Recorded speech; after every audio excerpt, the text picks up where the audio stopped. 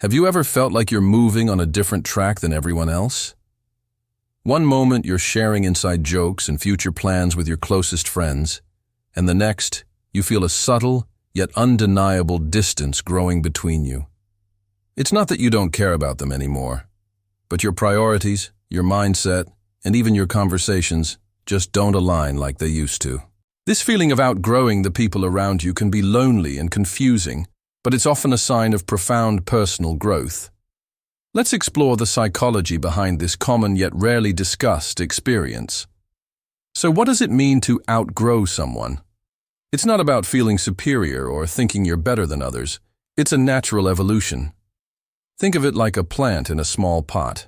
For a while, the pot is perfect, providing the right amount of space and nutrients.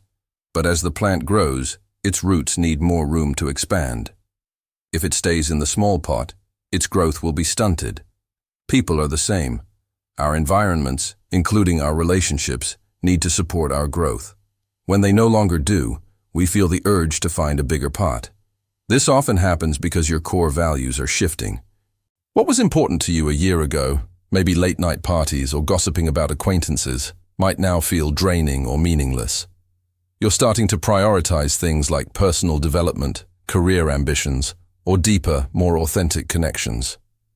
A key psychological driver behind this is a concept called self-actualization. This is the innate human desire to become the best version of ourselves, to realize our full potential. As you learn more, experience more, and become more self-aware, your definition of your best self evolves. This journey is intensely personal.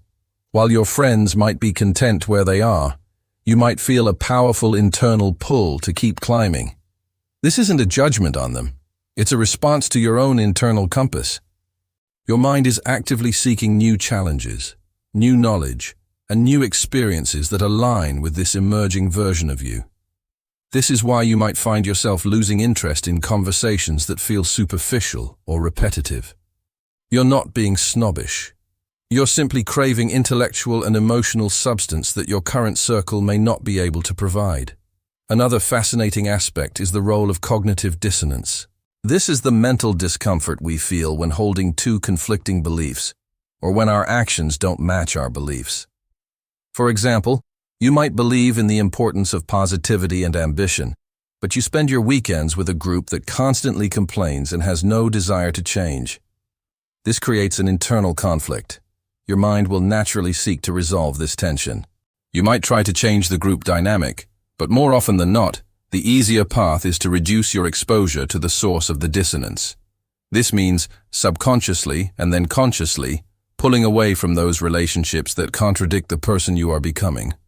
It's a self-preservation mechanism for your mental and emotional well-being. Fear also plays a significant role, but not in the way you might think. Many people stay in stagnant relationships out of a fear of being alone. But for the person who is growing, the fear of not reaching their potential becomes greater than the fear of loneliness. They understand that staying in an environment that limits them is a bigger risk to their long-term happiness than the short-term discomfort of letting go of familiar faces.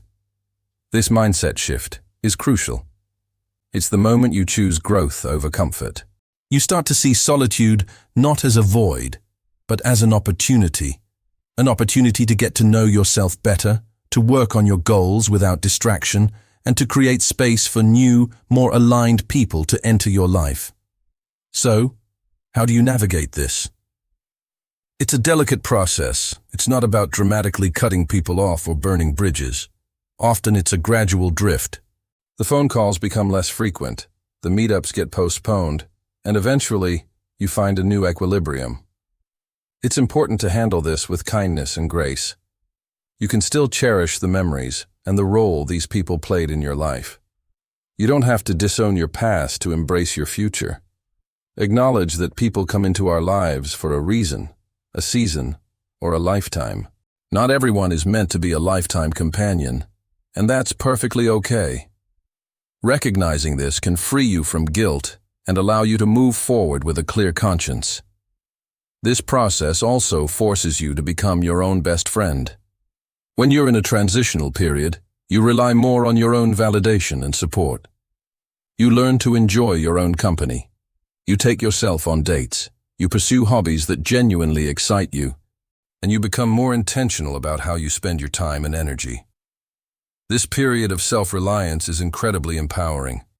It builds a foundation of inner strength so that when you do form new relationships, they come from a place of want, not need. You're not looking for someone to complete you. You're looking for someone to complement your already whole and evolving self. Let's be real, this journey can be painful. There's a grieving process for the friendships and connections you're leaving behind. You might miss the easy laughter, the shared history, and the comfort of familiarity. Allow yourself to feel that sadness. It's a testament to the fact that those relationships were meaningful. But don't let that grief hold you back. The universe has a way of clearing out what's no longer serving you to make room for what will. Trust the process. The people who are meant to be on your new path will find you. You'll connect over shared ambitions, similar mindsets, and a mutual desire to lift each other up. Ultimately, outgrowing people is a sign that you are listening to yourself. It's a sign that you refuse to settle for a life that is less than what you are capable of living. It's a bold and courageous act of self-love. It proves that you are committed to your own evolution, even when it's uncomfortable. So if you're feeling that distance, don't see it as a failure of your relationships. See it as a success of your personal growth. You are on the right path, the path toward becoming the person you were always meant to be. Keep moving forward, keep evolving, and trust that the right people will walk alongside you. Thank you so much for joining me today for this deep dive. If this resonated with you, I'd love to hear your story in the comments below. And don't forget to like this video and subscribe for more content on personal growth and psychology. See you in the next one.